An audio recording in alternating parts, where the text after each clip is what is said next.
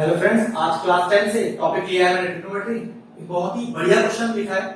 Tough question ही समझ लीजिए proving का। तो करते हैं स्टार्ट। प्रूविंग करनी है आपको तो नियम याद रखिए किस तरह से बोर्ड एग्जाम में लिखेंगे आप। सबसे पहले आंसर शीट पर अपना पूरा क्वेश्चन कॉपी करेंगे, कर लिया जो है। उसके बाद एलएचएस लिखेंगे और एलएचएस कॉपी करेंगे। तो चलिए मैं मान लेता हूं कि मैंने एलएचएस लिखकर क्वेश्चन कॉपी कर लिया है। एलएचएस लिखा और मैं यहां से इक्वल टू हटा देता हूं। ठीक है, अब मैंने अपना एक तरह से एलएचएस कॉपी कर लिया है। अब क्या करना है, सबसे पहले ये देखिए क्या ये क्वेश्चन मोस्ट इंपोर्टेंट की लिस्ट वाला क्वेश्चन तो नहीं है। अब आप कहेंगे सर मोस्ट इंपोर्टेंट की लिस्ट कोई अलग से बनी हुई है, तो जी हाँ, पूरी ट्रिग्नोमेट्री में 7-8 क्वेश्चन मोस्ट इंपोर्टेंट कैटेगरी में आते हैं जिनको करने का एक अपना ही ट्रिक है, एक अपना ही लॉजिक है। वो रेगुलर ट्रेंड की तरह से नहीं होते हैं। और उन क्वेश्चनों को अगर आपको जानना है तो हमारी प्लेलिस्ट में जाइए, इंपॉर्टेंट क्वेश्चंस आपको उसके अंदर मिल जाएंगे जिनको करने का एक अलग ही तरीका है।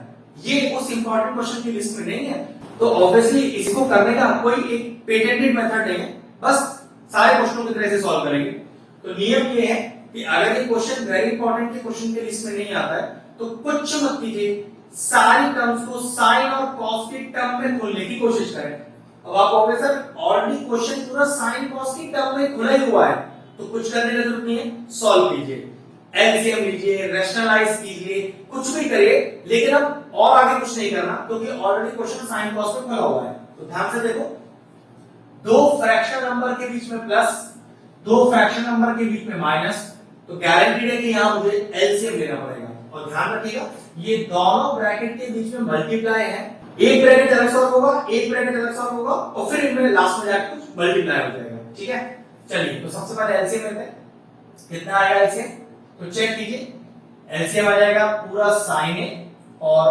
1 प्लस cos a। ठीक है, अब ये एलसीएम लेना तो 10th स्टैंडर्ड के लिए बहुत इजी है, आराम से ले सकते हैं।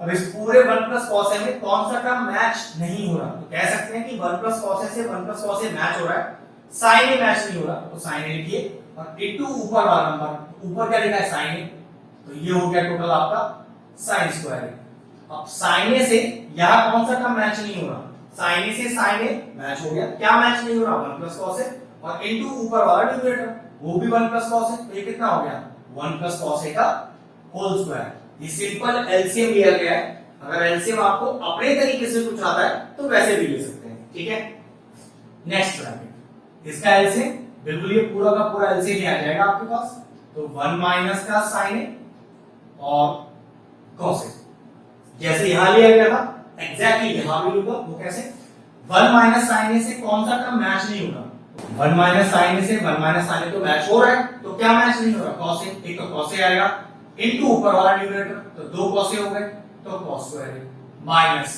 ब्रैकेट लग जाना चाहिए माइनस के लगा दी।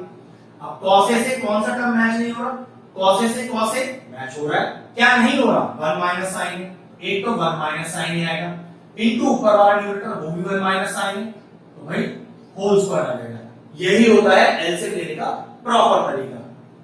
चलिए यहां पर बोलते हैं, तो ये हो गया sin square plus a plus b का होल स्क्वायर, तो फॉर्मूला होता है a square plus b square और प्लस 2ab होल अपॉन, नीचे कोई काम नहीं है, एज इट इज बस कॉपी कर दीजिए, ये लीजिए। सेम उसी तरह से वहां पर भी cos स्क्वायर में तो कुछ नहीं कर पाएंगे आप, माइनस लगाकर चेक करिए, 1 माइनस sin a का होल स्क्वायर, तो a माइनस b का होल स्क्वायर, तो a square plus b square minus का 2ab whole upon 1 minus sin a as it is लिख दीजिए और cos a as it is लिख दीजिए। ठीक है, अब जरा ध्यान से देखें, sin square a plus cos square a, तो what is sin square a plus cos square a, 1, ये 1 पहले से लिखा हुआ है, तो 1 plus 1 2 plus 2 cos a whole upon sin a 1 plus cos a। इधर ब्रैकेट खोलते हैं तो माइनस लग रहा है ब्रैकेट के बाद, सारे साइन चेंज करने पड़ेंगे, तो cos स्क्वायर a माइनस का 1 माइनस का sin स्क्वायर a और प्लस का 2 sin a होल अपॉन ये एज इट इज 1 माइनस का sin a और इनटू cos a। ठीक है, अब जरा ध्यान से देखो, न्यूमरेटर में से 2 कॉमन आ रहा है, क्या बचेगा 1 प्लस कॉस ए ब्रैकेट के अंदर, और नीचे का सब कुछ एज इट इज। ठीक है, अब चेक करो, यहां साइन ए है, यहां साइन स्क्वायर है, ये अकेला एक कॉस स्क्वायर है, तो कुछ ऐसा करो कि कॉस स्क्वायर को भी साइन की फॉर्म में बना लो। अब कॉस स्क्वायर को क्या लिख सकते हैं, 1 माइनस का साइन स्क्वायर। तो देखिए ना, 1 माइनस का साइन स्क्वायर माइनस 1 माइनस का साइन स्क्वायर प्लस का 2 साइन ए होल अपॉन 1 माइनस का sign A into cos A. कहने का मतलब है कि सारे टर्म सिंगल रेशियो बना लिए। अब सारे के सारे मैंने साइन ए बना लिए। अगर मान लो सारे कॉस बनने में फायदा होता तो मैं फिर क्या करता, सबको कॉस बनाने की कोशिश करता। अगला स्टेप देखो, ये 1 plus cos A 1 plus cos से कट गया, तो क्या बचा 2 अपॉन साइन ए। पहला ब्रैकेट तो बिल्कुल सॉल्व हो ही चुका है।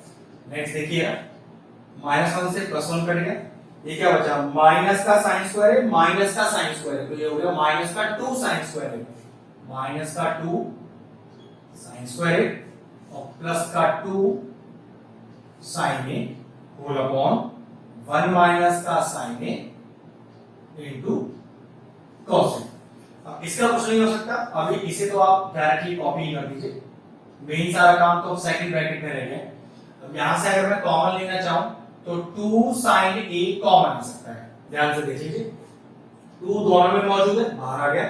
यहां 2 sin a है, यहां सिंगल साइन है, तो एक साइन बाहर आ गया, तो अंदर क्या बचा देखो, ये 2 बाहर है और 2 में से एक साइन बाहर है, तो एक साइन रह जाएगा और एक माइनस रह जाएगा, तो माइनस का साइन है। 2 और साइन है दोनों के दोनों बाहर है, तो पक्की बात है बचेगा 1 और plus sine as it is. नीचे जो लिखा है एज इट इज लिख दो, उसे कोई चेंज नहीं करना उसमें।